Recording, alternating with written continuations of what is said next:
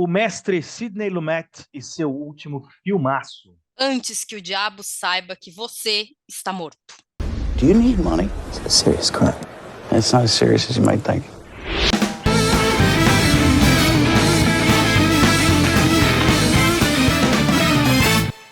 E eu falei filmaço porque ele realmente é um filmaço, é uma obra-prima aí do Sidney Lumet.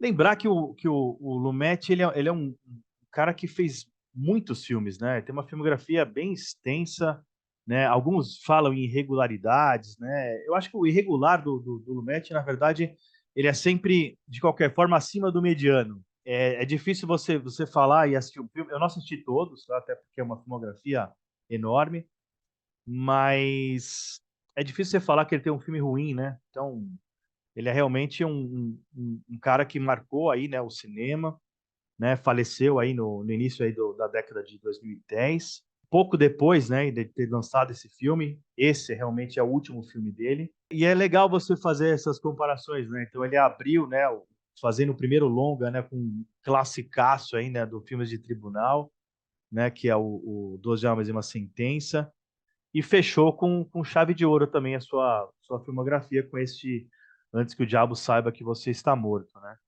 A gente pode talvez considerar ele como um melodrama, né, como thriller, né, como suspense, né?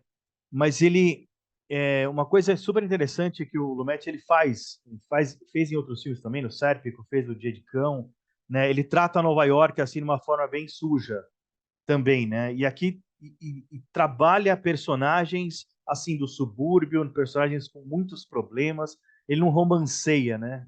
Os Estados Unidos, né? E ele faz muito nesse filme também. A sinopse, assim, só para ter uma ideia, para quem ainda não viu, esse filme está tá na Amazon, né? Tá no streaming. Ele conta a história aí de, assim, o núcleo, né, principal são dois irmãos, né? Um é chamado Andy, que é interpretado pelo Philip Seymour Hoffman, e o Hank, que é interpretado pelo Ethan Hawke, né? Então são irmãos aí que eles planejam roubar a joalheria dos próprios pais, né? Isso aí já é meio bizarro assim, mas é um outro mundo que eles vivem também, né? Então eles têm muitos problemas aí financeiros, né? Então a gente vai acompanhar aí um filme extremamente em certas partes depressivo, né, em relação aos personagens, mas ele é curioso, que ele consegue equilibrar, né, todo esse drama, esse melodrama, né, dessa família meio disfuncional, né, extremamente problemática, e com isso, mesmo assim, sendo um thriller e um ritmo bem ágil, né?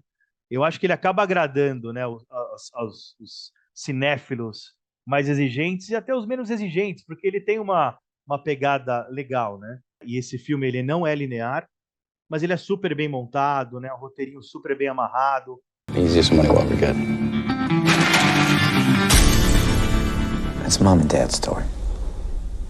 É de se pensar que o Lumet estava com 84 anos e o filme dele tem um ritmo que deixa no chinelo muito cineasta novinho, sabe? Que tá começando e tal, porque ele tem uma orquestração, sabe? Ele conduz as cenas de uma forma que, assim, você fica preso em cada cena. Eu não sei você, mas esse é um tipo de filme que, desde a primeira cena, você quer saber o que vai acontecer depois. E não é um plot twist barato, entendeu? As Uhum. coisas vão acontecendo e você pensa, meu Deus, não pode acontecer nada pior. E acontecem coisas piores, e as coisas vão piorando cada vez mais. É muito, para mim, a primeira vez que eu assisti esse filme, eu lembro de pensar que como isso vai se resolver de uma forma que não fique tão pesado, mas ao mesmo tempo o filme se mantenha, né? Porque a gente tá no pior dos mundos, né? A gente tá com dois irmãos falidos, né? Que, assim, cada um da sua maneira, né? Porque cada um deles tem dívidas específicas, bem diferentes. Eles são irmãos, mas são muito diferentes.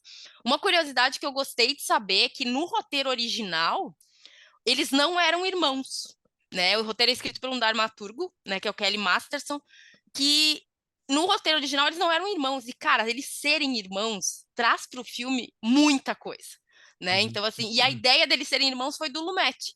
Então, pensar que ele não é apenas um bom diretor, ele tem uma ideia de Eu não como uma sabia. história pode bater melhor no público. O fato deles serem irmãos, cara, faz toda a diferença na história.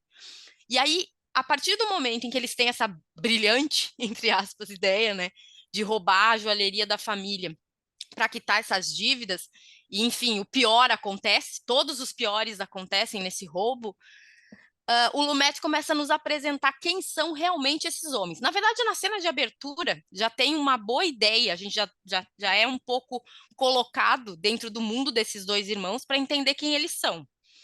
Mas eu acho que o grande trunfo de Antes que o Diabo Saiba que Você Está Morto, ó, é tão bom de dizer, né? É musical esse título aí, é o fato de que os três personagens masculinos desse filme, eles vão se quebrando ao longo da história, e lá no final, assim, não resta um caquinho para juntar. Eles estão completamente destruídos. E essa destruição, ela não é só no sentido ruim, né? Esses caras se revelam para a gente. E o Lumet tem isso. Já no 12 Homens e uma Sentença, ele já tinha uma potência para dirigir personagens masculinos, né? Uhum. 12 Homens e uma Sentença é um filme só de homens. E aqui a gente tem a Marisa Tomei, que está muito bem, eu gosto muito do personagem dela, depois a gente pode falar só dela, mas os homens desse filme são, assim, talvez o grande drama, o melodrama de Antes que o Diabo Saiba que Você Está Morto, são os homens, né? Esses caras que, por um motivo ou por outro, que às vezes parece que tá num lugar a dor desses homens, mas elas aparecem em outros lugares, né?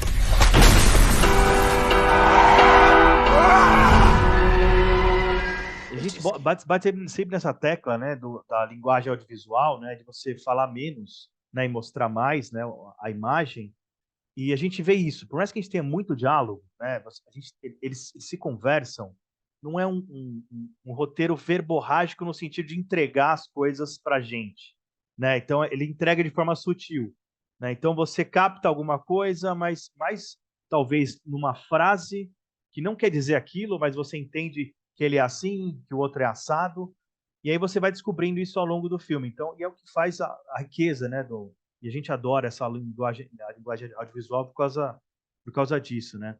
E aí quando a gente fala dos personagens, eu gosto também muito dos três, né? O Philip Seymour Hoffman ele tá fantástico também. O Ethan Hawke, eu acho bárbaro a atuação dele, pelo personagem dele. E aí quando a gente fala, né? O personagem, ele é um personagem que ele é meio. O Ethan Hawke, ele é meio. Ele é ingênuo. Talvez entre todos eles ali, ele é o menos. Como eu posso dizer? O menos mal, talvez, porque ele não toma as decisões por si próprio, né? Ele sempre tem alguém para tomar a decisão por ele. Então ele é um cara ingênuo, então ele tá fazendo, ele faz umas besteiras lá, mas ele não parece ter um coração ruim, né?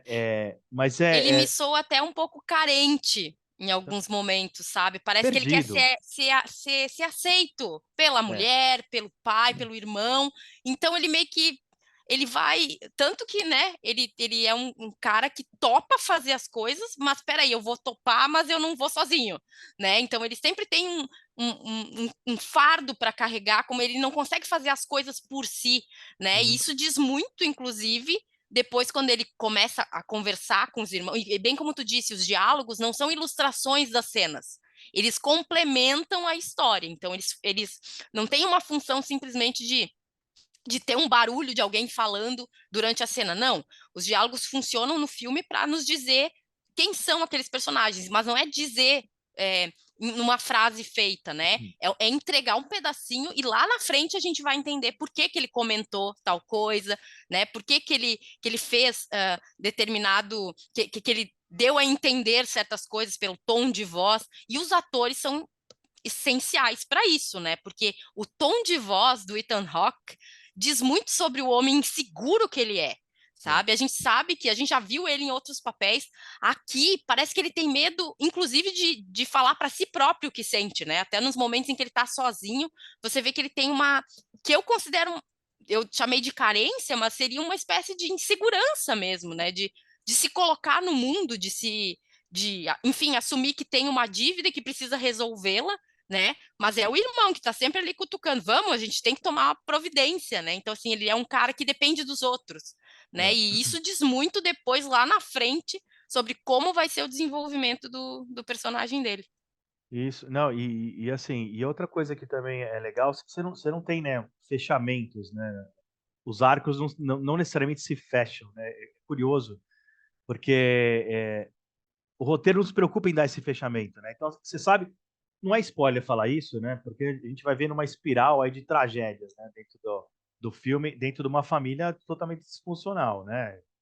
E aí, assim, essa família ela vai se dissolver no final. Vão acontecer coisas que ela vai se dissolver, né? E ao mesmo tempo que alguns têm um fechamento, outros não, né? Então eu não vou falar quem não tem um fechamento, né? Enfim, a gente não sabe, fica meio aberto aí depois, mas não tem essa preocupação, né? Então é para a gente depois poder pensar, né? E aí, uma outra coisa que eu queria comentar, né? Claro, né? E aí o trabalho técnico fantástico também, né? A gente falou um pouco de roteiro, que é super bem montado, né? Você tem essa não linearidade, né? Muito bem feita, muito bem usada. Meu, é incrível, né? Toda essa parte técnica também das câmeras, né? Esses enquadramentos são muito bem feitos, né? E deixam o filme bem mais legal de ser assistido, né? De você É. se A entregar cena mesmo de nisso. abertura eu gosto bastante também, porque, enfim, é uma cena, podemos dizer, uma cena de sexo, assim, né? O casal está Sim, ali no começo, só que é pouco visto, né? Digamos, na cartilha ali de filmagens, de cenas de sexo, o modo como o Lumet coloca a câmera, né? A gente podia assumir, de repente, uma posição de voyeur ali, mas a câmera está num lugar que parece que ela quer que a gente saiba que é um casal transando, mas que o que eles vão falar depois, o que eles vão comentar depois é mais importante do que o sexo em si. sim. É o posicionamento de câmera do Lumet que diz isso pra gente. Porque, talvez, num outro para um outro diretor, a câmera fosse mais clichêzona ali.